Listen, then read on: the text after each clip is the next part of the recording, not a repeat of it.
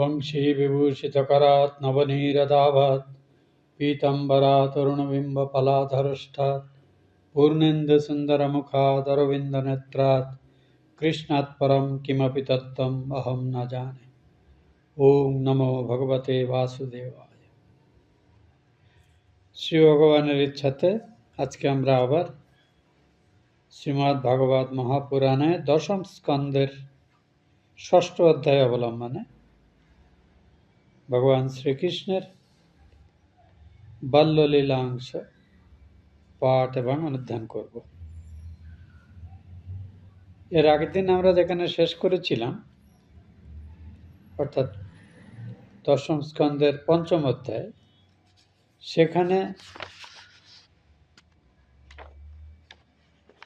নন্দগৃহে ভগবানের আবির্ভাবের কথা নন্দ, যশোদা ইত্যাদি যেভাবে জানলেন, সেখান থেকে শুরু করে পুত্র জন্মের প্রায় পরদিনই কংসের কাছ থেকে আমন্ত্রণ আসলো যে তাঁদের রাজস্ব যেটা দেয় সেটা দেওয়ার জন্য তিনি যেন মথুরায় আসেন। তো নন্দ তখন খবর পাঠালেন যে আমি ষষ্ঠ দিনে যাব, একটু ছোটোখাটো কাজ আছে। তার যথারীতি অন্যান্য কিছু বলিষ্ঠ গোপ যারা, তাদেরকে রাজপুরী রক্ষা ইত্যাদির জন্য দায়িত্ব দিয়ে কিছু সঙ্গী সাথী নিয়ে, বহু উপারাদি নিয়ে এবং প্রদেয় রাজস্ব ইত্যাদি নিয়ে নন্দ চলে গেলেন। সেখানে সৌজন্য বিনিময়াদি হলো। তারপরে যেহেতু মথুরাতে গেছেন, বসুদেব দেবকী কংসের কারাগার থেকে মুক্ত হয়েছেন তিনি শুনেছিলেন, কিন্তু দেখা হয়নি। তো এই সুযোগে তখন তাদের মুক্ত হয়েছে তো সদ্য, কারণ ভগবান শ্রীকৃষ্ণের আবির্ভাবের পরেই তো তারা মুক্তি পেলেন। তো যাই হোক, তখন এগুলো মিটিয়ে বসুদেব নিজে খোঁজ খবর নিয়েছিলেন। তো তিনি স্বতঃপ্রণোদিত হয়ে যেখানে নন্দ এবং তার সাথীরা বিশ্রাম করছিলেন সেখানে গেলেন এবং দুজনেই দুজনকে দেখে খুব অভিভূত হলেন। বিশেষত বসুদেবের অন্যতম পত্নী রোহিণী কিন্তু নন্দালয়েই ছিলেন এবং নন্দ সেবা যত্নে, এবং যখন যোগমায়ার প্রভাবে দেবকী গর্ভ থেকে সপ্তম গর্ভটি রোহিণীর গর্ভে স্থানান্তরিত হয়, সেসব ঘটনা আমরা আগে পড়েছি। তা রোহিণী প্রসঙ্গ আমরা পরে আবার পাবো এখানে। তো এখানে যখন কথা হচ্ছে নন্দ বসুদেবের মধ্যে, সেই সময় আগের দিন আমরা পড়েছিলাম যে দুজনে খুব পরস্পরের মধ্যে আবেগঘন শেষ মিলন হলো এবং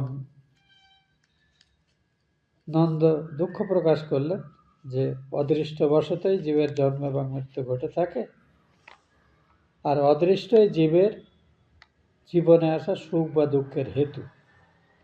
যে ব্যক্তি এই সত্যটি মনে প্রাণে স্বীকার করে নিতে পেরেছে, সে কিন্তু তার ব্যবহারিক জীবনে আসা সুখ কিংবা দুঃখ কোনোটাতেই সে অভিভূত হয় না। আমাদের সমস্যা কী হয়, সুখে আমরা খুব অভিভূত হয়ে যাই, আত্মহারা হয়ে যাই, এরকমভাবে এই অবস্থা চিরকাল থাকবে, যেটা হয় না। আর দুঃখ যখন আসে, এটাও কিন্তু পর্যায়ক্রমে চলে যায়, একটানা দুঃখ কারোর জীবনেই আসে না। কিন্তু আমরা মনে করি দুঃখ যেন শেষ হচ্ছে না। যেহেতু আমরা দুঃখ চাই না, অল্পকালে স্থায়ী দুঃখও অনেক বেশি বলে মনে হয়। আর যেহেতু সুখ আমরা চাই, কাজেই সেই সুখ দীর্ঘস্থায়ী হলেও মনে হয় যেন এই তো সবে আরম্ভ হলো, এখনই ফুরিয়ে গেল। এসবই হতো আমাদের আসক্তিজনিত দুর্বলতার জন্যে। এই সুখ দুঃখের সম্পর্কে যে রিলেটিভ কনসেপ্টটা, যেমন আপনি যদি একটা ট্রাজিক ছবি দেখেন, মনে হয় যেন দীর্ঘক্ষণ দেখছেন, কিন্তু একটা মিলনান্ত ছবি দেখে দেখেন মনে হয় এত তাড়াতাড়ি শেষ হয়ে গেল। এরকম এখানে এই অপূর্ব কথাটি নন্দ বলছেন যেন বসুদেবকে প্রবোধ দেওয়ার জন্য, তার প্রয়োজন নেই, বসুদেব জ্ঞানী মানুষ। তবু নন্দ বললেন যে তোমার এতগুলো ছেলে এইভাবে নষ্ট হয়েছে কংসের হাতে, তা তুমি এই জন্য দুঃখ করো না। তুমি তো জ্ঞানী মানুষ, তুমি নিশ্চয়ই জানো যে মানুষের জন্ম এবং মৃত্যু তার কর্মফলে নির্ধারিত হয়ে থাকে, এবং তার জীবনে আসা সুখ দুঃখ তার জন্মান্তরীণ কর্মের ফলেই আসে। এবার এই সুখ দুঃখে সে কিভাবে নাড়াচাড়া করছে তার উপরে নির্ভর করে তার পরবর্তী কালের জন্ম বা কর্ম নির্ধারিত হয়। কংসের প্রাপ্য রাজস্ব তাকে দেওয়া হয়েছে। বসুদেব বললেন, কংসের প্রাপ্য রাজস্ব তাকে দেওয়া হয়ে গেছে, আমাদের সঙ্গেও তো তোমার দেখা হয়ে গেল। এখানে তুমি আর বেশি দিন দেরি করো না, তুমি তাড়াতাড়ি গোকুলে ফিরে যাও, কারণ গোকুলে উপদ্রব হতে পারে। নন্দ ভাবলেন কল্যাণ আকাঙ্ক্ষা করেই হয়তো বসুদেব এটি বলছেন, কিন্তু গোকুলে যে উৎপাত হবেই সে কথা বসুদেবের থেকে কেউ জানে না, কারণ তিনিই তো তার সন্তানকে গোকুলে রেখে এসেছেন ভগবানের নির্দেশে। এটা দেবকী এবং বসুদেব ছাড়া বাকি কেউ তো জানে না, বাকি সবাই ভাবছে সব স্বাভাবিক ঘটনা। এইখানে আমরা শেষ করেছিলাম। এরপরে আমরা পরের আজকের যে অধ্যায় সেখানে প্রবেশ করছি। তা রাজা পরীক্ষিতকে যখন সুখদেব এই প্রসঙ্গ শোনাচ্ছেন তখন বললেন, রাজা পরীক্ষিত, এরপরে মথুরা থেকে গোকুলে ফিরে যাওয়ার সময় নন্দ বেশ একটু উদ্বিগ্ন মনেই যাচ্ছিলেন।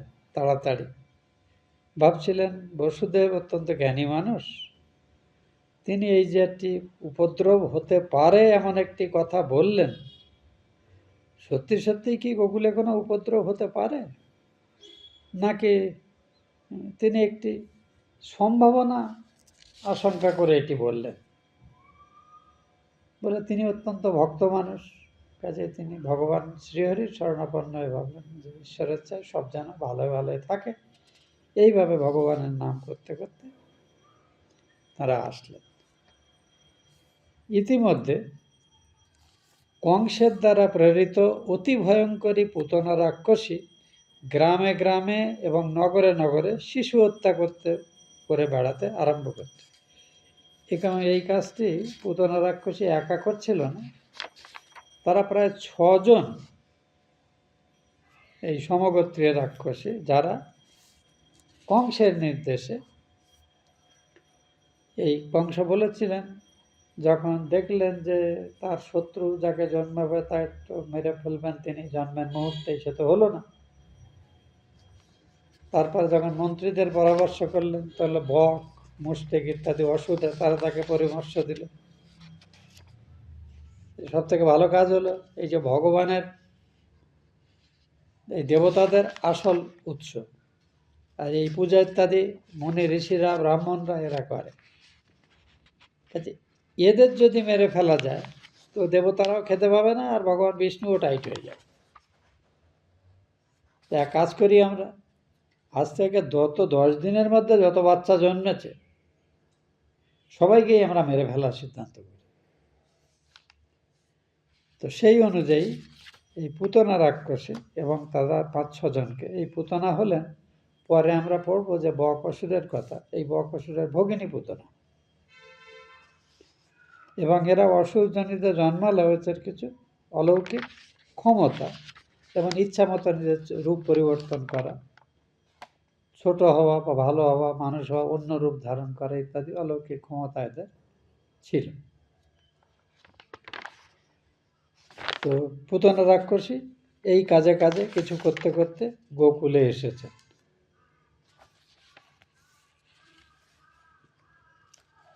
যেখানে কোনো নিত্য কিংবা নৈমিত্তিক কর্ম ইত্যাদি উপলক্ষে ভগবানের নাম সংকীর্তন বা কীর্তন ইত্যাদির অনুষ্ঠান হয় না, রাক্ষসীরা সাধারণত সেই স্থানে নিজের প্রভাব বিস্তার করতে সমর্থ হয়, এটাই লোকপরিচালিত ধারণা। কিন্তু এখানে সাক্ষাৎ ভগবান যেখানে এসেছেন সেখানে স্বাভাবিকভাবে পুতনার যাওয়ার কথা নয়, কিন্তু যেহেতু সে তার রাজার আদেশ অনুযায়ী এই কাজ করছিল, শুনেছে গোকুলেও একটি বাচ্চা জন্মেছে নন্দগৃহে, তো সে তখন এসেছে। এসে কৃষ্ণের জন্মের ৬ষ্ঠ দিনে রাত্রিকালে সেই কামচারিণী খেচরী পুতনা আকাশপথে এসে অত্যন্ত সুন্দরী রমণীর বেশ ধারণ করে নন্দ গোকুলে প্রবেশ করল।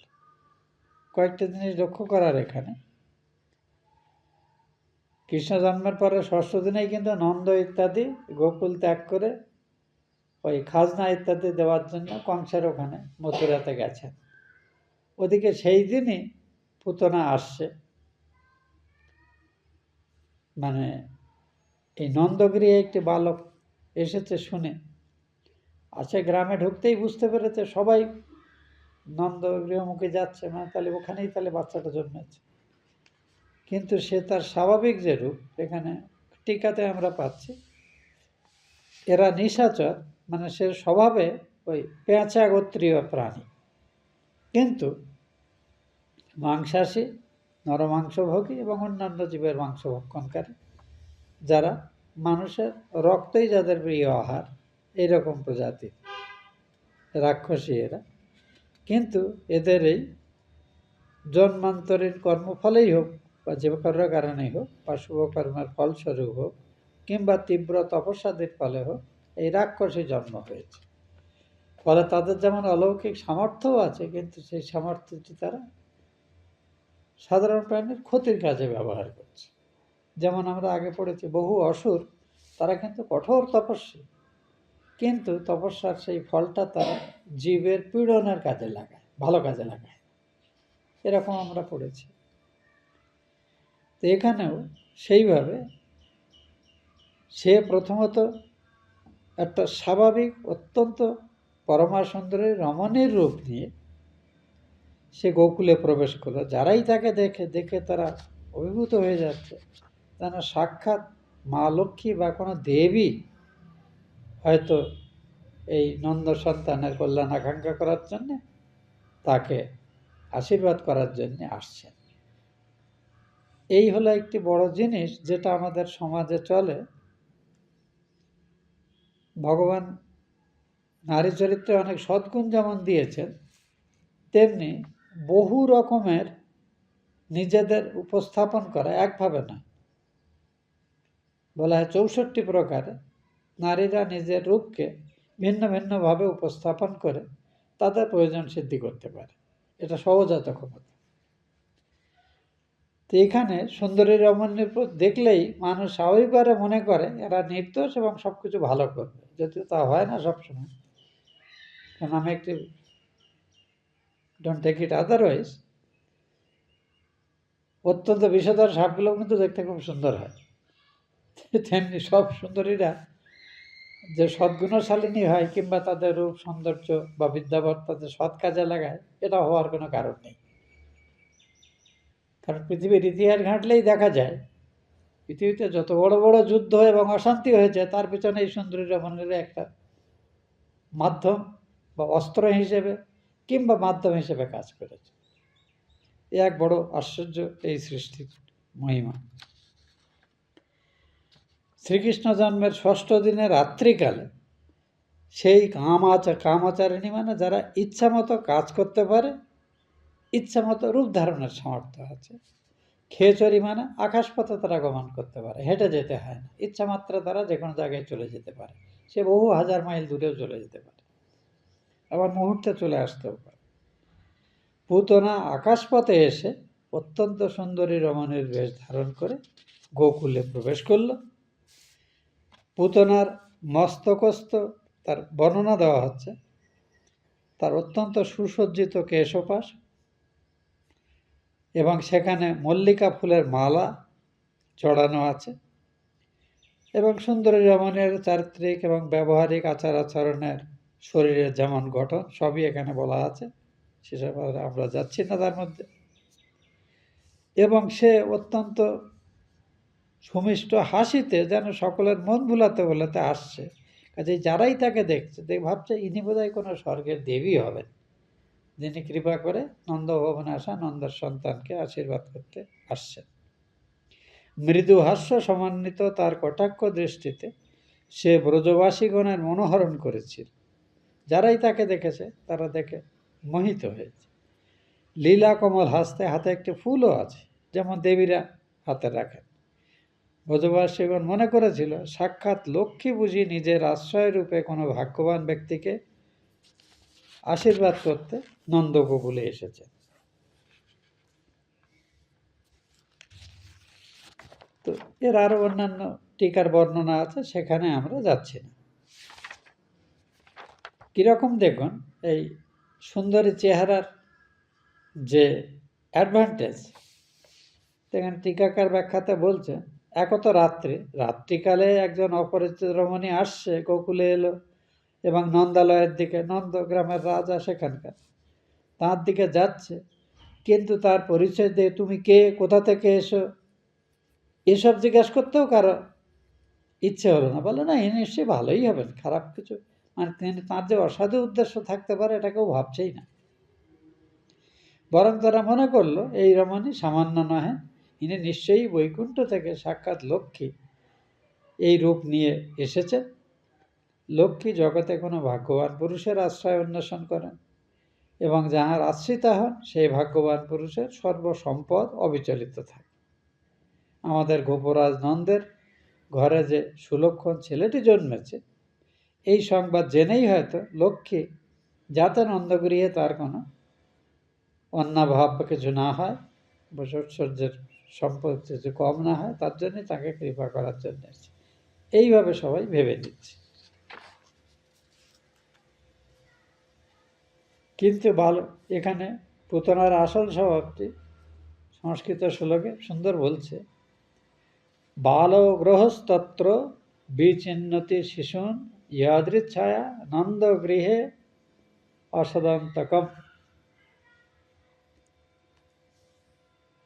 বালঘাতিনী এর আসল উদ্দেশ্য হলো সদ্যজাত বালকদের মারা, এবং তার মতো আরও কয়েকজন 6জন এইরকম রাক্ষসী কংসের রাজ্যে ছিল। বালঘাতিনী পুতনা গোকুলে এসে শিশুদের খোঁজ করতে করতে হঠাৎ নন্দালয়ে এসে উপস্থিত হলো এবং সেখানে শ্রীহরিকে দেখে একেবারে অবাক হয়ে গেল এবং নিজেই একটু অবাক হলো যে আমি শিশু হত্যা করা আমার কাজ এবং সেটা করেই আমি আনন্দ পাই, এটা আমার স্বাভাবিক স্বভাব। এই বালকটিকে দেখে এর প্রতি আমার মনে কেন এত আকৃষ্ট হচ্ছে। পুতনা নিজেই একটু অবাক হয়ে গেলেন। এখানে একটা সুন্দর উপমা ব্যবহার করা যায়।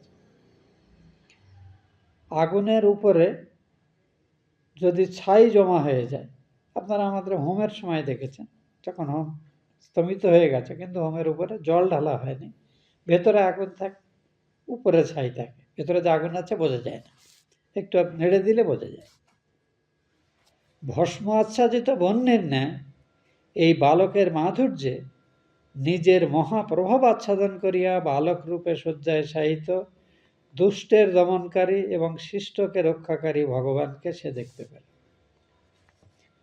বালককে দেখল, কিন্তু তাকে খুব সরল, সহজ, অত্যন্ত চিত্তাকর্ষক একটি শিশুরূপে মনে হলো এবং বালককে দেখে তার স্নেহ হচ্ছে, যদিও সে স্বভাবত বালকদের হত্যা করে। তারপরে বলছেন, অখিল জীবের অন্তর্যামী সেই ভগবান সেই বালঘাতিনী পুতনাকে আসতে দেখে চোখ বন্ধ করলেন। নির্বোধ ব্যক্তি যেমন রজ্জু জ্ঞানে সুপ্ত সর্পকে গ্রহণ করে, পুতনাও সেইরূপ নিজ কালস্বরূপ শ্রী ভগবানকে বালক জ্ঞানে ক্রোড়ে ধারণ করল। এখানে টিকাতে বিস্তারিত বর্ণনা আছে, পরীক্ষিত এখানে বিস্তৃত বর্ণনা। পুতনা যখন এসে নন্দগৃহে প্রবেশ করছে, তখন তাকে আসতে দেখে মা যশোদা এবং বসুদেবের অন্যপত্নী রোহিণী, বলরামের মা, তারা কিন্তু তাকে সাদরে আহ্বান করলেন। ভাবলেন এই তো সাক্ষাৎ দেবী কেউ যেন একজন এসেছে বাচ্চাকে। যখন বাচ্চাকে দিকে যেতে চাইলো, তারা বললেন ঠিক আছে, কারণ অনেকেই তো এসে বাচ্চাটাকে আদর করছিল গোকুল থেকে, তার বর্ণনা আমরা আগের অধ্যায়ে পড়েছি। তারা প্রাস ছেড়ে দিলেন। পুতনা সহজে গিয়ে সেখানে তার কিভাবে মোহ সৃষ্টি করছে, এই দুজন মাকেও কিন্তু বিভ্রান্ত করলেন। তো তারপর বাচ্চাকে কোলে তুলে নিল। তো এখানে একটা সুন্দর উপমা দিচ্ছেন। অনেক সময় অন্ধকারে দড়িকে আমরা সাপ ভেবে ভয় পাই, কিন্তু এর বিপরীতটা হতে পারে, সত্যি সত্যিই সাপ আছে, সেটাকে দড়ি ভেবে আমরা সরাতে গেলাম, তাহলে কি হবে? সাপটা সে দংশন করবে। পুতনা যে বাচ্চাটিকে মারতে এসেছিল, সেই বাচ্চাটাই যে তার প্রাণহরণ করতে পারে, এটা তার কল্পনাতেও ছিল না। তাই এখানে এই সুন্দর উপমাটি ব্যবহার করছে যে বেদব্যাস বর্ণনাতে বলছেন যে ঘুমন্ত ব্যক্তি, তার পাশে হয়তো একটা বিষধর সাপ এসেছে, ঘুম ভেঙে দেখছে হয়তো দড়ি পড়ে আছে, হয়তো ঘুম থেকে সরাতে গেল, কিন্তু সাপ ভাববে যে আমার ক্ষতি করছে, তখন সঙ্গে সঙ্গে সে দংশন করবে। তা ঘুমন্ত ব্যক্তি তার পাশে থাকা সাপকে, বা সদ্য ঘুম থেকে ওঠা ব্যক্তি যখন একটা সাপকে দড়ি ভাবতে পারে, উল্টো হয়। তাতে হাত দিলে কিন্তু সাপ তার ধর্ম অনুযায়ী আত্মরক্ষার জন্য সে দংশন করে। এই শিশুটি যে আপাত দৃষ্টিতে নিরীহ, যে কিন্তু পুতনার প্রাণ হরণের সামর্থ্য রাখে, পুতনার সেটা মনেই হলো না, এও ভগবানের একটি মায়া।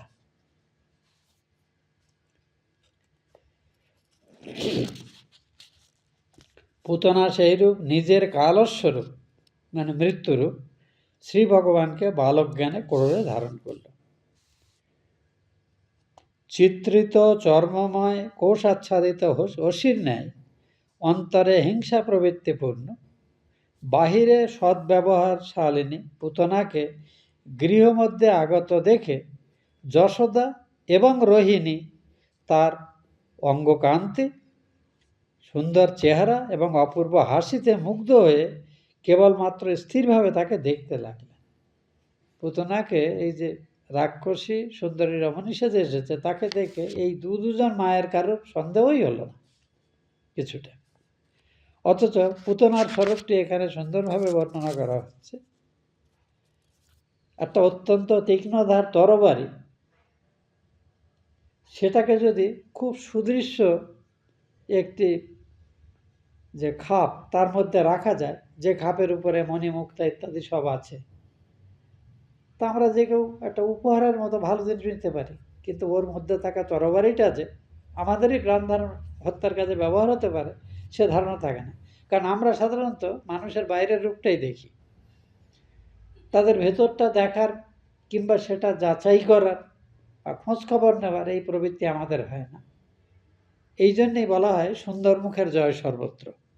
ছেলে হোক বা নারী হোক বা পুরুষ হোক, যাদের চেহারা সুন্দর, এই সুন্দর চেহারা সম্পর্কে মানুষ মাত্রেরই একটু দুর্বলতা কাজ করে। সে পুরুষের সম্পর্কে মেয়েদের বিভ্রান্তি হয়, মেয়েদের সম্পর্কে পুরুষদের বিভ্রান্তি হয়। এই বাহ্যিক চাকচিক্য এবং সৌন্দর্য, এটা মানুষের জীবনে কার জীবনে যে আশীর্বাদ হয়ে আসবে আর কার জীবনে যে অভিশাপ হয়ে আসবে, এই নির্ধারণ করা বড় কষ্ট।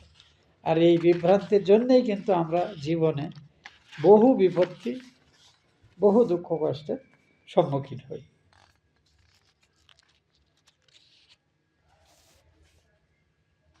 অতি ক্রূর স্বভাবা পুতনা সেই স্থানেই নন্দপুত্রকে কোলে করে তার মুখে অতি উগ্র বিষযুক্ত এবং এত তীব্র বিষ সেটি, যে সেটাকে স্পর্শ করলেই যে স্পর্শ করবে তার প্রাণ চলে যাবে। এখন এরকম বিষ বলতে আমরা একটাই জানি, সায়ানাইড ক্যাপসুল বলে একটা জিনিস। আমাদের যারা কমান্ডো, আপনারা পড়েছেন কিনা জানি না, যারা সব থেকে ঝুঁকি এবং নিজের জীবন পর্যন্ত দিয়ে শত্রুপক্ষকে আঘাত করার জন্যে যায়, এবং এতে ট্রেনিংটা অত্যন্ত বিপজ্জনক। ট্রেনিং দিতে অনেকে মারা যায়, এবং এই ট্রেনিংয়ের জন্য যারা নাম লেখায়, তারা বিভিন্ন রকম সৈন্যবাহিনীর সেরা সক্ষমতা সম্পন্ন, এবং তাদের বয়স 30-এর কম হতে হয়, তাদেরকে এই ট্রেনিং দেওয়া হয়। তো একজন কমান্ডারেতে পড়ছিলাম, যে আমরা যখন একটা অ্যাটাকে যাই আমরা জয়ী হয়ে ফিরতে পারি, কিংবা যদি মনে হয় যে আমরা হেরে যাব বা আমি একা পড়ে গেছি, আমার সঙ্গীরা সবাই মারা পড়ে গেছে, তখন আমাদের কাছে সায়ানাইড ক্যাপসুলই থাকে, মুখে দিলেই সঙ্গে সঙ্গে মৃত্যু। মানে শত্রুপক্ষ আমাদেরকে ধরে উৎপীড়ন করে তথ্য সংগ্রহ করারও সুযোগ পাবে। আমি কদিন আগে একজন কমান্ডার সাক্ষাৎকার পড়ছিলাম, এই যে উগ্র বিষ বলছে যেটাতে হাত লাগানো মাত্রই মৃত্যু হবে, পটাশিয়াম সায়ানাইড এত তীব্র বিষ, এই সায়ানাইড ক্যাপসুলই ব্যবহার করে কমান্ডাররা। তো সেটাতে হাত দিলেও মারা যাবে। সেই বিষ মাখানো স্তন বালকের মুখে পুতনা দিল, প্রদান করল। বালককে কোলে নিয়ে বাচ্চাকে স্তন পান করাতে চাইছে। ভগবান তখন ক্রোধযুক্ত হয়ে দুই হাতে তাহা দৃঢ়রূপে পীড়ন করে পুতনার প্রাণের সঙ্গে সেই স্তনকে যেন পান করলেন। তার ফল কি আমরা পরে দেখতে পাবো। তো কেন এই শিশু নিরাপরাধ, অত্যন্ত দুর্বল, অসহায় যাকে মনে হচ্ছে, সে যে তার মতো অত্যন্ত বিপজ্জনক রাক্ষসীর যে বহু সন্তান, বহু মানুষের দুঃখ কষ্টের কারণ হয়েছে, তার প্রাণ নিতে পারে, এটা পুতনা নিজেও ভাবেনি। এখানে পরের শ্লোকে বলা হচ্ছে, শ্রী ভগবান এইভাবে পুতনার স্তনপাত করতে আরম্ভ করলে পুতনার মর্মস্থান নিষ্পীড়িত হইতে লাগিল এবং সে ছাড় ছাড়, আর স্তনপান করতে হবে না বলে চিৎকার করতে লাগলো। কিন্তু বাচ্চা কিন্তু তার স্তনকে এত জোরে মানে সেটাকে ধরে পীড়ন করছে এবং এত জোরে টান করছে যেন তার প্রাণটাই আকর্ষণ করে নিচ্ছে, পুতনার এরকম মনে হচ্ছে, এবং সে ভীষণ জোরে চিৎকার করে। তখন তার আসল রূপটা প্রকাশ পাচ্ছে। ছাড় ছাড়, আর স্তনপান করতে হবে না বলে, যেমন বাচ্চাকে মায়েরা বলে, চিৎকার করতে আরম্ভ করল। তার চোখ দুটো যেন ঠেলে বেরিয়ে আসার উপক্রম হলো, যেমন মৃত্যুকালে মানুষের হয়, বা তীব্র যন্ত্রণায় পড়লে মানুষের খুব সাংঘাতিক রকম ভয় পেলে যেমন হয়, চোখ কান এগুলো দিয়ে রক্ত বেরিয়ে আসে। সে ঘর্মাক্ত কলে বলে পুনঃ পুনঃ নিজের হাত পা ক্ষেপণ করে হাত পা ছিটাতে লাগল। এসব কাণ্ড দেখে রোহিণী এবং যশোদা নিজেকেই, এবং সেই প্রচণ্ড চিৎকারে কি প্রভাব হচ্ছে দেখুন চারপাশের সকলের উপরে। তার সেই প্রচণ্ড গভীর নাদে পর্বতাদির সহিত পৃথিবী এবং নবগ্রহ আদির সঙ্গে অন্তরিক্ষ যেন কাঁপতে লাগল। 10 দিক রসাতল যেন প্রতিধ্বনিত হতে থাকে, এবং ব্রজবাসীগণ বজ্রপাত হলে যেমন মূর্ছিত হয়, বহু মানুষ সেইভাবে সেই প্রচণ্ড নীলাতে মানে মূর্ছিত হয়ে গেল।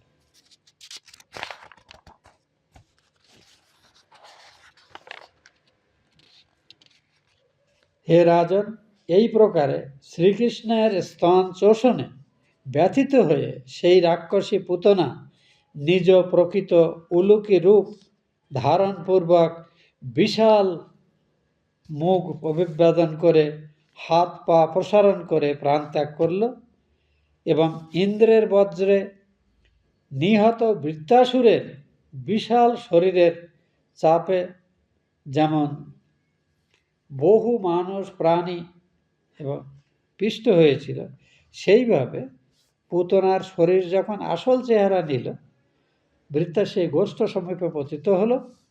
এর ফলে পুতনার দেহপতনের সময় 6 ক্রোশ পরিমিত স্থানে যত গাছপালা ছিল সেগুলো সব চূর্ণ বিচূর্ণ হয়ে গেল। এমন এক অদ্ভুত ব্যাপার সংঘটিত হল। সেই সময় শিশু ভগবান কি করছেন? পুতনার বুকের উপরে খেলা করছে।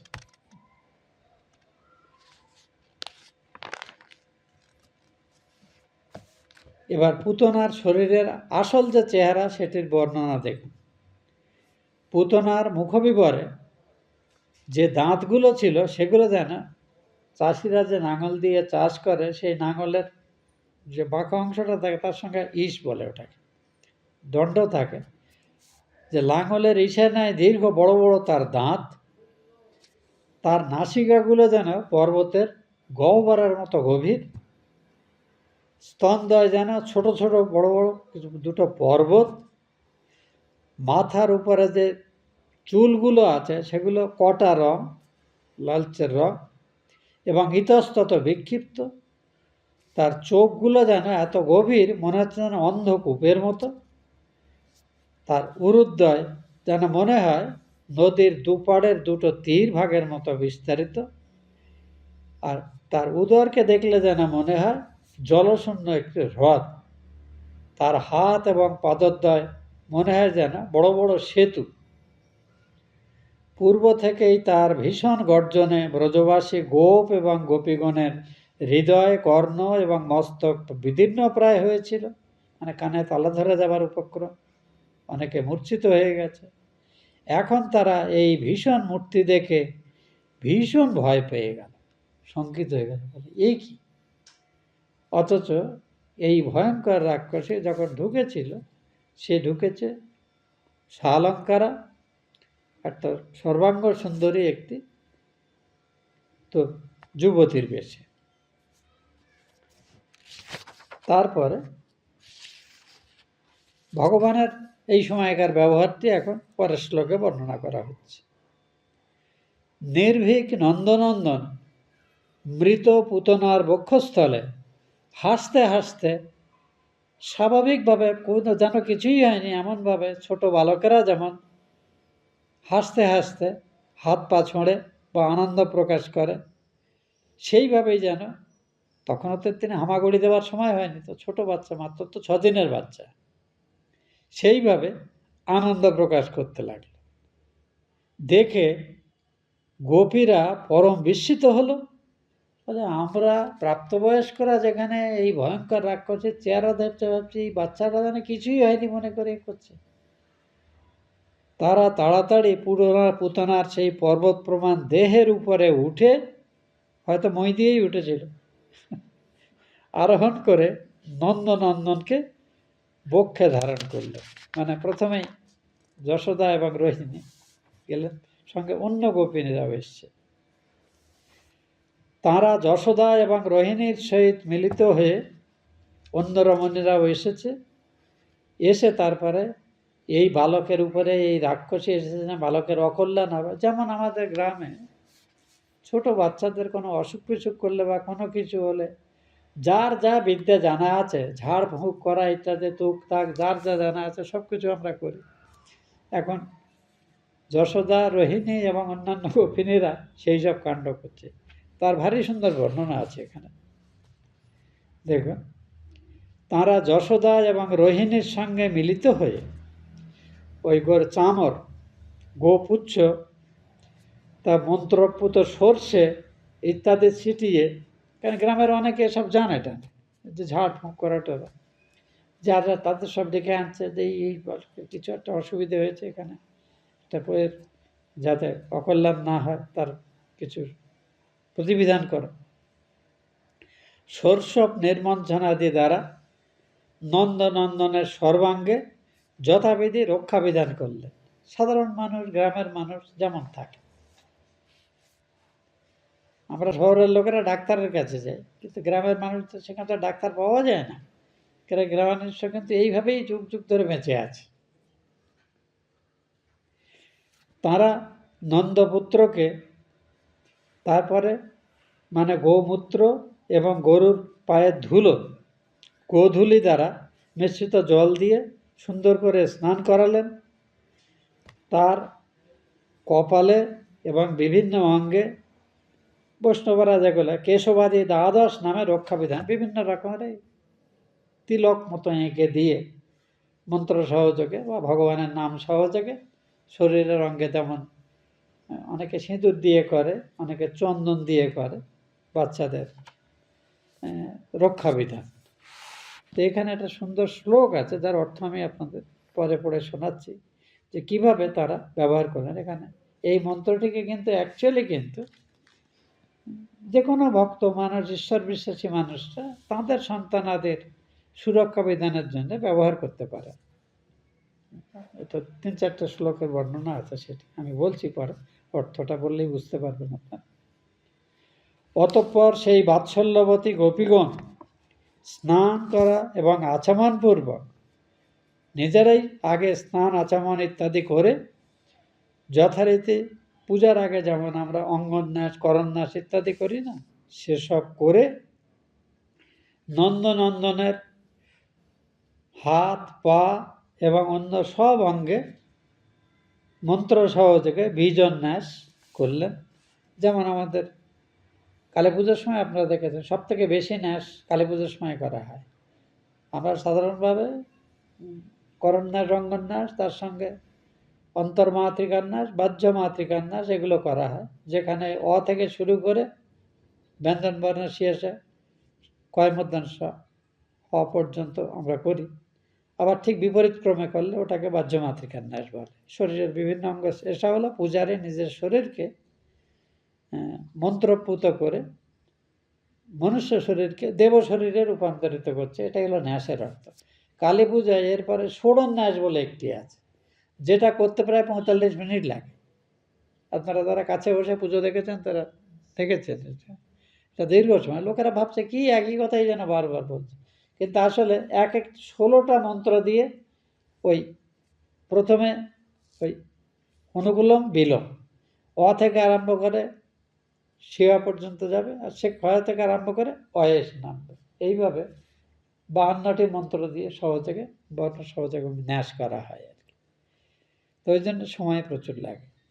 ষোড়ন্যাস এটি আছে।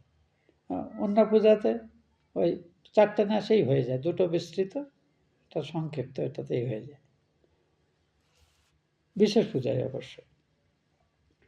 তো তারা এইভাবে নিজ অঙ্গের ন্যাস ইত্যাদি করে তারপরে এই মন্ত্র সহযোগে, কি মন্ত্র?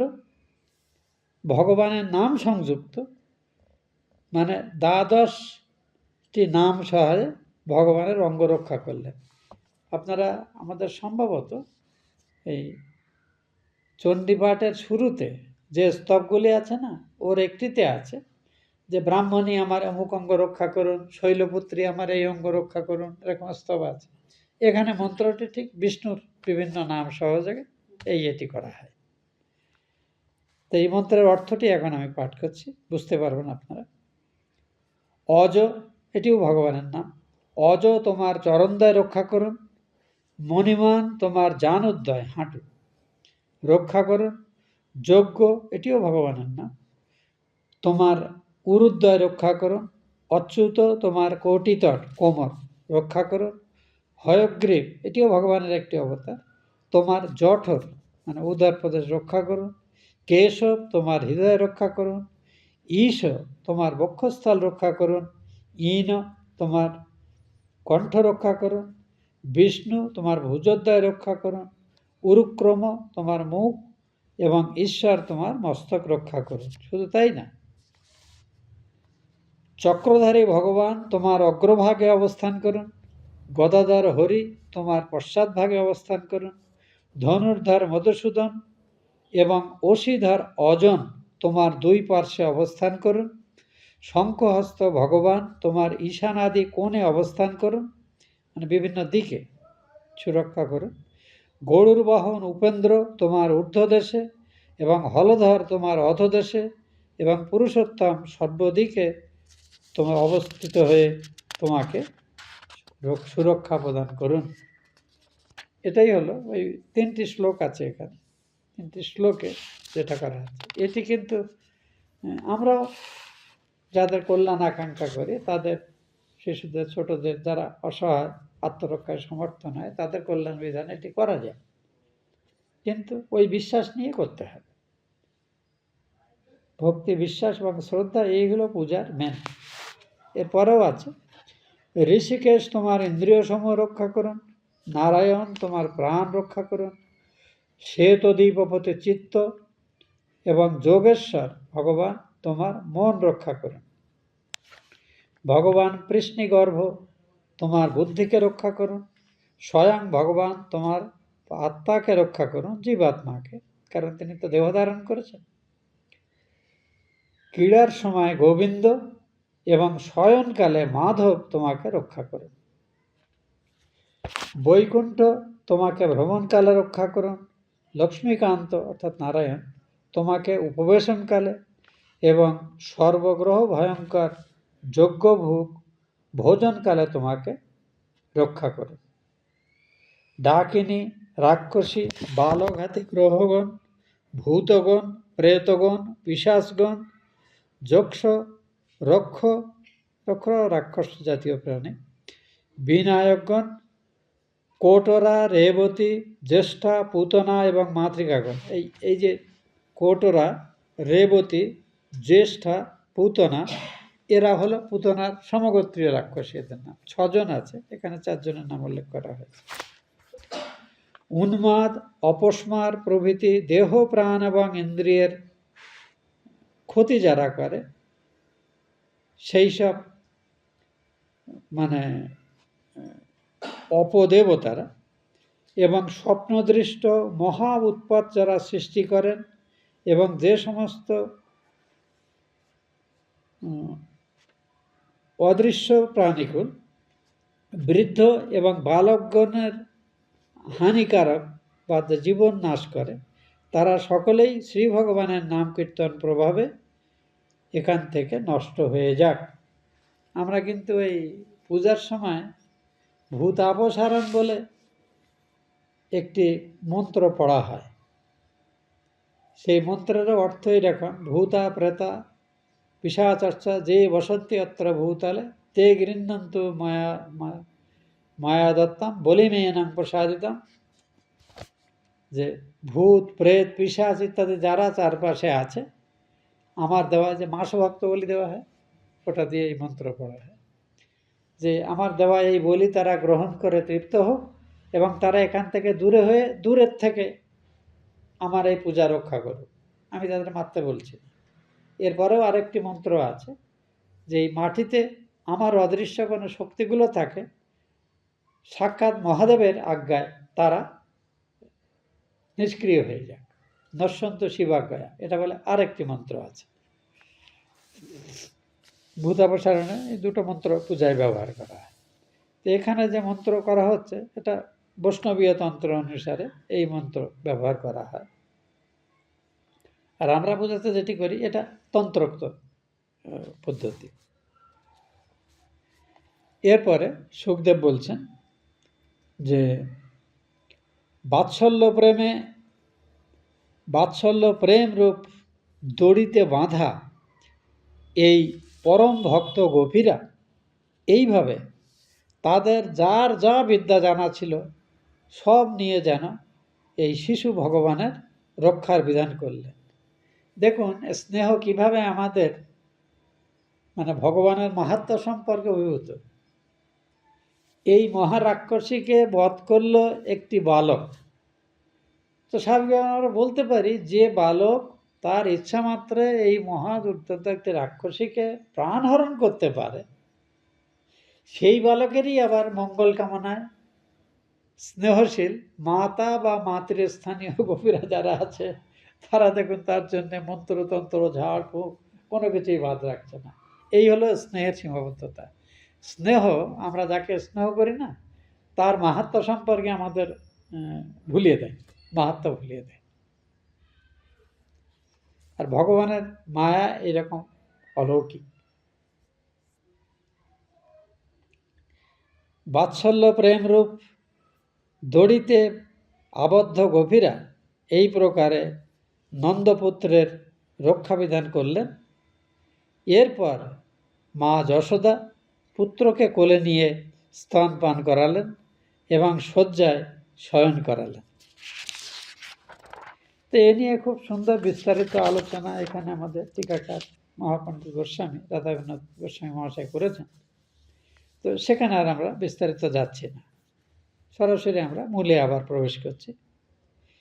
সেই সময়ে যখন এদিকে এই ঘটনা হচ্ছে, নন্দ প্রভৃতি গোপগণ মথুরা থেকে গোকুলের কাছাকাছি এসে গেছে এবং তারা বেশ দূর থেকেই দেখতে পেলেন এই যে বিশাল বিশালকায় রাক্ষসীর দেহের কিছু কিছু অংশ দেখতে পেলেন। কি এই দৈত্যাকার এই প্রাণীটি আর কোত্থেকে এলো আসলো নন্দগোকুলে? তারা দূর থেকে এসে দেখতে পাচ্ছেন। দূর থেকে পুতনার এই মৃতদেহ দেখে অত্যন্ত বিস্মিত হলেন। দিকে নন্দ ভাবছেন, বসুদেব নিশ্চয়ই তপপ্রভাবশালী কিংবা যোগসিদ্ধ মানুষ। তা নাহলে তিনি যে আমাকে বলেছিলেন যে তুমি এখানে বেশি দেরি করো না, তাড়াতাড়ি ফিরে যাও, গোকুলে কোনো উপদ্রব হতে পারে। তাহলে বসুদেব নিশ্চয়ই আগেই জানতে পেরেছিলেন যে এইরকম উপদ্রব হবে। তাহলে বসুদেব নিশ্চয়ই অলৌকিক যোগশক্তি সম্পন্ন। তিনি বসুদেবকে রাজবংশীয় একজন তাঁদের গুণগ্রাহী কিংবা হিতৈষী মানুষ বলেই জানেন।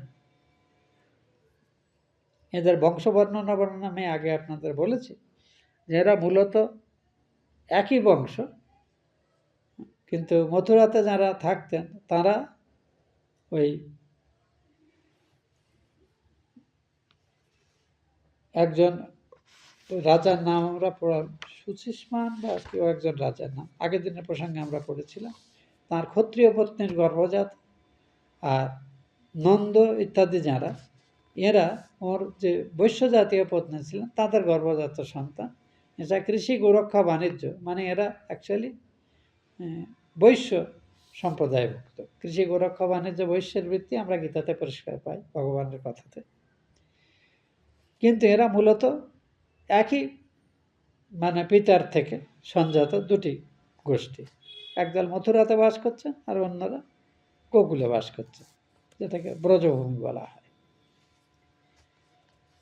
তো তিনি বলছেন বসুদেব নিশ্চয়ই অসাধারণ তপপ্রভাবশালী, তা নাহলে এখানে যে বিপদ হবে তাহলে তিনি আগে থেকে কি করে অনুমান করলেন?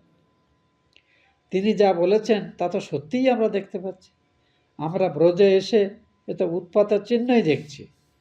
এই বলতে বলতে তারা দ্রুত পায়ে তখন নন্দালয়ের দিকে এগোচ্ছেন। এদিকে গোকুলবাসী বাকি লোকেরা তখন তাড়াতাড়ি করলো কি, কোনো মৃতদেহ থাকলে মৃতদেহকে আমরা তাড়াতাড়ি সৎকারের ব্যবস্থা করি। তো এখানে তেমনি গোপ গোপীরা তারা কিছু মানুষ সাধারণত মৃতদেহের কাছে সবাই যেতে চায় না। আমাদের গ্রামাগঞ্জে যারা থাকে, যাদের আমরা ডোম বা যারা চামড়ার ইত্যাদি কাজ টাজ করে, যারা মৃত প্রাণীর শরীর থেকে চামড়া ইত্যাদি নিয়ে প্রসেসিং করে,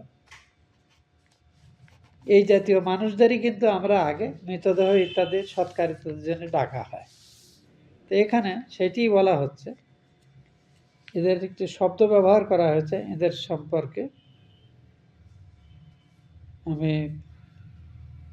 এদিকে নিচ জাতীয় ব্রজবাসীগণ কুঠার দ্বারা পুতনার দেহ খণ্ড খণ্ড করে দূরে নিক্ষেপ করল।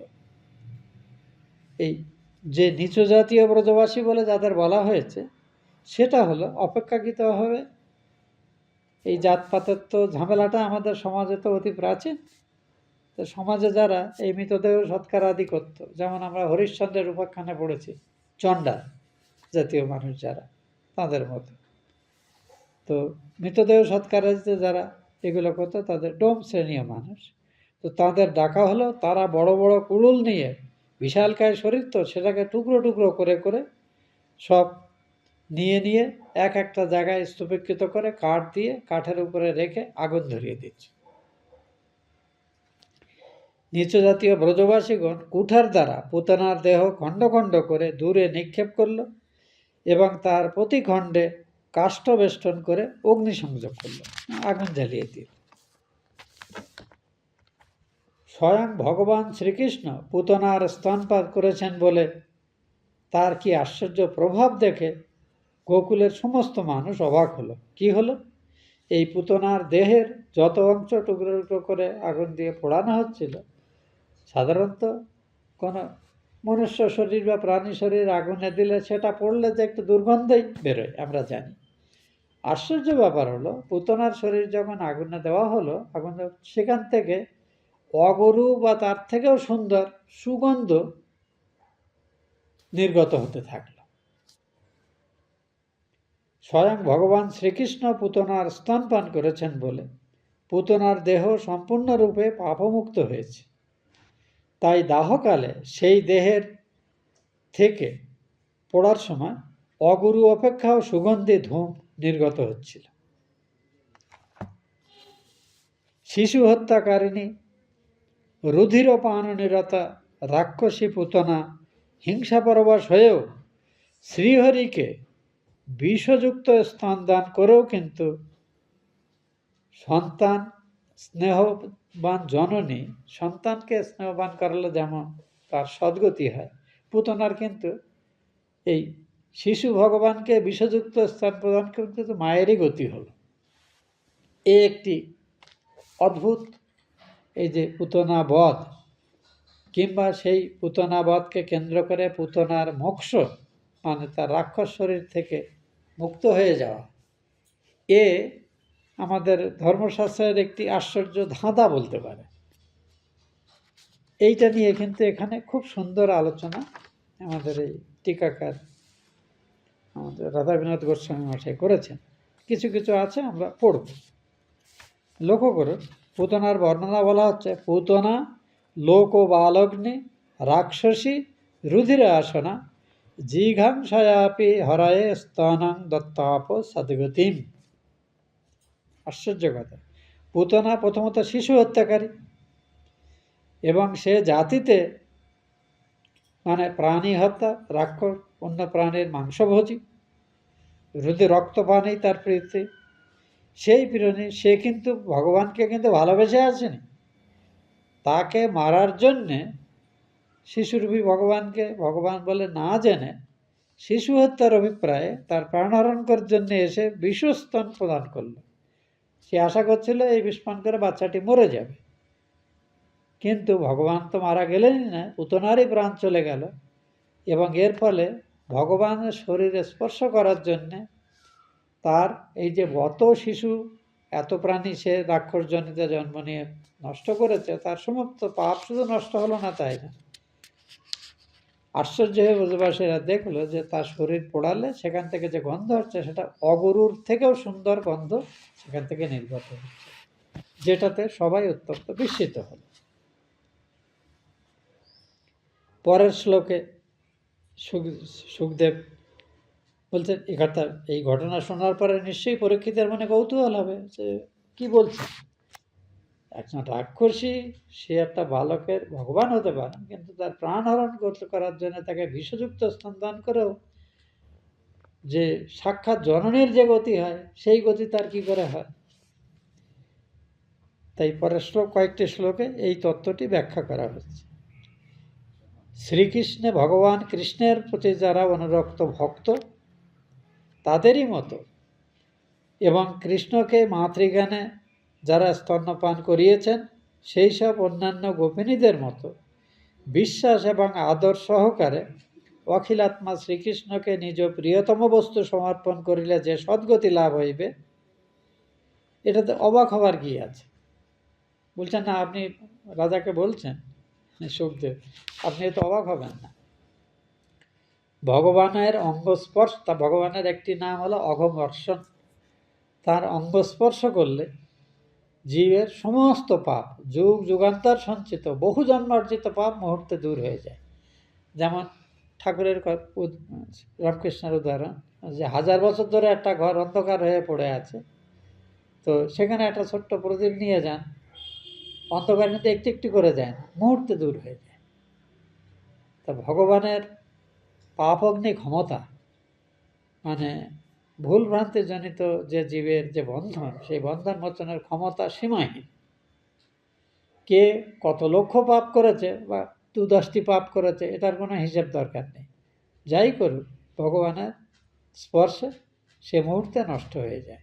ঠিক যেমন আলোর স্পর্শে যুগ যুগান্তরব্যাপী অন্ধকার মুহূর্তে দূর হয়ে যায়।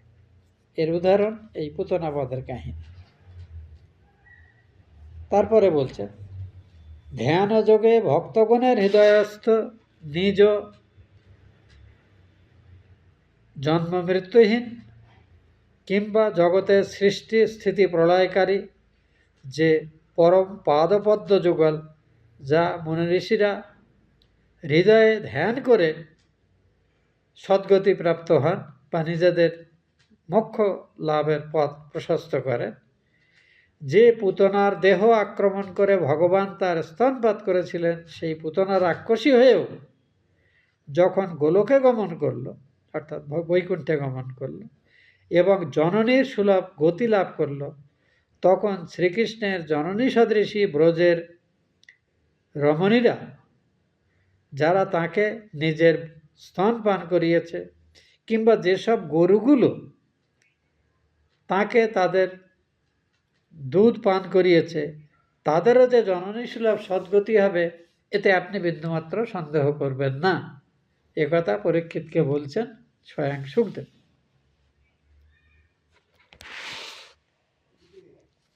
হে রাজন, ভগবানের ইচ্ছা মাত্রেই তিনি চাইলে জীব যত রকম ভোগের কল্পনা করতে পারে, সব তার সামর্থ্যের মধ্যে চলে আসে। আবার তিনি চাইলে মুহূর্তে সেসব চলে যেতেও পারে। এমনকি জন্ম জন্ম ধরে ভোগাসক্তিবশত যে কর্মবন্ধনে জীব ঘুরপাক খেতে থাকে সংসারে, পুনরপি জননম পুনরপি মরণম পুনরপি জননী জঠরে শয়নম, এই যে আমরা করছি, তার থেকে যে মুক্তি লাভ, এ দুটোই কিন্তু সর্বসামর্থ্যযুক্ত ভগবানের ইচ্ছাতে হতে পারে। আর সেই ভগবানই কিন্তু মা দেবকীর পুত্র হয়ে, বসুদেবের পুত্র হয়ে জন্মেছেন এবং গোকুলে নন্দ যশোদা তাঁর জন্ম রহস্য না জানার জন্য যাকে নিজের সন্তান বলে ভাবছেন, পুত্র স্নেহপুত স্তনদুগ্ধ পান করেন যে ভগবান, যাদের সর্বদা শ্রীকৃষ্ণে পুত্র ভাবনা, সেই পরমবাৎসল্যবতী গোপীগণের কিছুতেই অজ্ঞানপ্রসূত সংসার বন্ধন থাকতে পারে না। অর্থাৎ আগের শ্লোকে যেটি বললেন একটু ভিন্ন আকারে, এই শ্লোকে সুখদেব আবার সেটি বললেন যে গোকুলে যে গোপ বালকরা এই ভগবানের সঙ্গে তার সখা হিসেবে খেলাধুলো করেছে, এমনকি তাদের নিজেদের যেমন বন্ধুরা দেয়, একটা ফল খেয়ে আছে তো কুল খাচ্ছে বা আপেল খাচ্ছে, খুব মিষ্টি খেয়ে দেয়, আধখানা খেয়ে দিচ্ছে, ভগবান সেসব খেয়েছে। এরা সবাই কিন্তু সমান সুফলের অধিকারী হবে, কারণ জ্ঞাতসারে কিংবা অজ্ঞাতসারে তারা কিন্তু ভগবানের সঙ্গেই ওঠা বসা করছে। কেউ মাতৃভাবে, কেউ বাৎসল্যভাবে, কেউ পুত্রভাবে, কেউ সন্তানভাবে, যে যেভাবেই দেখুন। এই জন্যই বলা হয় এই যে বাৎসল্য ভাবের সাধনা, এই যে বালগোপালের পূজাকে এত সমাজে প্রসারিত কেন? এই যে আশ্চর্য ভগবানের বাল্যলীলার বর্ণনা শ্রীমদ্ ভাগবত বর্ণনা আমরা পাই, এই বিশ্বাস আমাদের সমাজের মানুষের মধ্যে, বিশেষ করে বৈষ্ণব প্রভাবিত মানুষদের মধ্যে একেবারে একরকম মজ্জাগত হয়ে গেছে। এবং এর যুক্তিটি এখানে ব্যাখ্যা করলেন যে আমি জানি বা না জানি, ঠাকুর যেমন বললেন মিছরির ছুতে, সিধে করেই খাও বা উল্টো করেই খাও, মিষ্টিই লাগবে, কারণ ছুরিটাই তো মিষ্টি দিয়ে তৈরি। তেমনি ভগবানকে জেনেই হোক বা অজান্তে হোক পুতনার শত্রুভাবে দেখেছেন, তার কি কারণ অন্য একটি পুরাণ থেকে আমরা পড়ব পরে ব্যক্তিগত। তো মানুষের জীবের ভক্তি অর্থাৎ আকাঙ্ক্ষিত মানে ইচ্ছা অনুযায়ী যে ভোগ কিংবা তার মোক্ষ, দুটোই ভগবানের ইচ্ছায় হতে পারে। কারণ ভগবানের অদেয় আর ভগবানের সামর্থ্যকে মানব বুদ্ধি দিয়ে সীমা করা যায় না, যে তিনি এটি পারেন আর এটি পারেন না, একথা আর সবার ক্ষেত্রে চলতে পারে, ভগবানের ক্ষেত্রে প্রযোজ্য হয় না, কারণ তিনি সর্বশক্তিমান। তিনি পুত্র স্নেহযুত স্নেহের দুগ্ধ যাদের পান করেছেন, কিংবা যেসব প্রাণীরা বাৎসল্যবতী হয়ে তাকে, তাদের গরুগুলো ব্রজের গাভীরা তাকে দুগ্ধ পান করিয়েছে, তো তাদের সকলেরই যে নিশ্চিতভাবে এই জনি থেকে মুক্তি হয়ে ভগবানের পাদপদ্মে বিলয় হবে তারা দেহান্তে, এ বিষয়ে এতটুকু আপনি সন্দেহ পোষণ করবেন না, এটি বলছে। এবার পুতনার রহস্য একটুখানি ভেদ করার চেষ্টা করছেন আমাদের টিকাকার। তিনি বলছেন যে আশ্চর্য দুটি উদাহরণ দিয়েছেন, যেটা আপনারা যারা গীতা শুনেছেন তারাও অস্বীকার করতে পারবেন না, বা অন্যান্য পুরাণ যারা একটু পড়েছেন তারাও অস্বীকার করতে পারবেন না। ওই জন্যে আমি এটি টিকা অংশের মধ্যে আছে, তো সেখান থেকে ভাবলাম আপনাদের এটি বলা উচিত। শুধুমাত্র কেউ যদি সত্যিকারের ভক্ত নাও হতে পারে, কিন্তু ভক্ত সে তার অভিনয় যদি করে এবং দীর্ঘদিন ধরে এটি করে যেতে থাকে, তার এই বেশ কিন্তু তার মধ্যে কিন্তু একটি বৈরাগ্য আনতে পারে।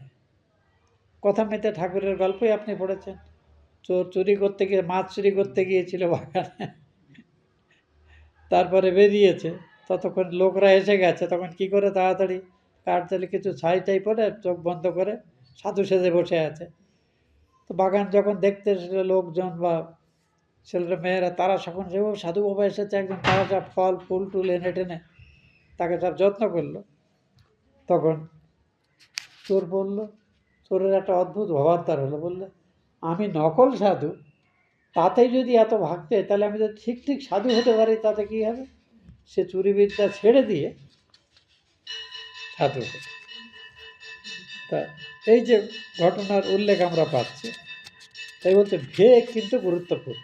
এখানে আরেকটি গীতার একটি শ্লোক আপনারা জানেন, ভগবান আশ্বাস দিয়ে বলছেন, বোধহয় 9ম অধ্যায়টি আছে, অপিচে সুদূরাচার ভজতে মাম অনন্যভাগ সাধুরেব সবিজ্ঞেয় সম্যক ব্যবসিত। অত্যন্ত পাপাচারী ব্যক্তিও যদি কোনো কারণে ইচ্ছায় হোক, ঘটনা করে বা কোনো ধাক্কাধুক্কি খেয়ে হোক বা সাময়িক বৈরাগ্যবশত আমার চরণ আশ্রয় করে আমার সেবা পূজার প্রতি অনুরক্ত হয়, তবে তখনই তাকে সাধু বলে জানবে তুমি। তাই এখানে পুতনার এই বেশের প্রসঙ্গে কিন্তু আমরা এটি পাচ্ছি। কাজেই আরও লক্ষ্য করুন, রাবণ বধের কাহিনী আমরা রামায়ণ থেকে জানি। তো রামচন্দ্রকে তো ভগবান, তাকে তো রাবণ মারতে চেয়েছিলেন, কিন্তু যখন বধ হলো তখন রাবণের তেজ এসে ভগবানের শরীরে প্রবেশ করছে। আমরা শিশুপাল, ভগবানের এই লীলার পরের অংশে আমরা শিশুপাল বধের কথা পাবো, কিন্তু এর কিছুটা কিন্তু আমরা ভাগবতের শুরুতে অশ্বমেধ যজ্ঞের শেষে ভগবান শিশুপাল বধের কথা অলরেডি পড়েছি। শিশুপালকে বধ করার পরে শিশুপালের শরীর থেকে তেজ এসে ভগবানের শরীরে প্রবেশ করছে। এর উৎসস্বরূপ আমরা পড়েছি কি, যে ভগবানেরই সেবক জয় এবং বিজয় অভিশপ্ত হয়ে শীঘ্র যাতে তাদের মুক্তি হয়, তার জন্য তা ভগবানের সঙ্গে শত্রুরূপে ভগবানের সাধনা করেছে তারা। আমরা শত্রুর চিন্তা শয়নে স্বপনে জাগরণে করতে থাকি, করতে করতে তারা ওই ঈশ্বরময় হয়ে গেছে এবং তো জীবনান্তে তাদের ভগবানে গতি হয়েছে। তা পুতনা শত্রুভাবে বা ভগবানকে দেখেছে, কিন্তু এর আরেকটি কারণ ব্রহ্মবৈবর্ত পুরাণ থেকে একটি দৃষ্টান্ত দিয়ে এখানে গোস্বামী মশাই আমাদের উল্লেখ করে বলছে যে আমরা অলরেডি বামন অবতারের কথা পড়েছি। মাত্র 10-11 বছরের বালক, তেজময় চিহ্ন, মুখে যেন লালিত্যে ভরা, টুকটুক করে আসছে, হাতে একটা কমণ্ডল আর ছাতা মাথায় করে বলির যজ্ঞে এসেছে। বলি তো অভিভূত হলেন, শুক্রাচার্য বুঝতে পেরেছেন, কিন্তু দান করলেন। এবার যখন এই বালককে দেখে বলির উপাখ্যান, এটা কিন্তু অন্য পুরাণের উপাখ্যান, ভাগবতের নয়, এটি ব্রহ্মবৈবর্ত পুরাণে বর্ণনা আছে। বলি মহাভক্ত ছিলেন, তার স্ত্রীর নাম ছিল রত্নাবলী, আর বলির মেয়ে ছিল একটি, তার একটি নাম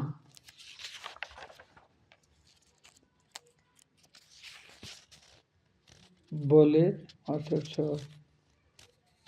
রত্নমালা, বলির কন্যার নাম ছিল। বলির কন্যা এই বালককে দেখে তার তখন বিয়ে হয়নি, কিন্তু সে বয়ঃপ্রাপ্তা, ভাবছে আমার বিয়ে হলে যদি এইরকম একটি ছেলে আমার হয় খুব ভালো হয়। শিশু ভগবানকে, বামন অবতারকে দেখেছে, এইরকম চিন্তা করছে।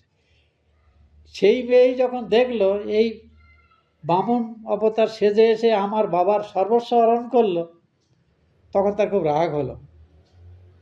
বললো এ যদি আমার সন্তান হয়ে জন্মায় তা আমি একে বিষ খাইয়ে মারব। একই ভগবানকে দেখে রত্নমালার মনে দুটো চিন্তা উদ্ভব হচ্ছে।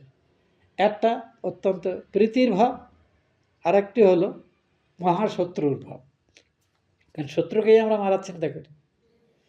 বলল, জন্মান্তরে ভগবান যেহেতু দুটোই রক্ষা করেছিলেন, এই পুতনা রাক্ষসী হয়ে জন্মেছে, যে এই রাক্ষসী হয়েও এক আশ্চর্য আকর্ষণে এই শিশু ভগবানকে বিষ পান স্তন পান করিয়ে হত্যা করার চিন্তা করেছে।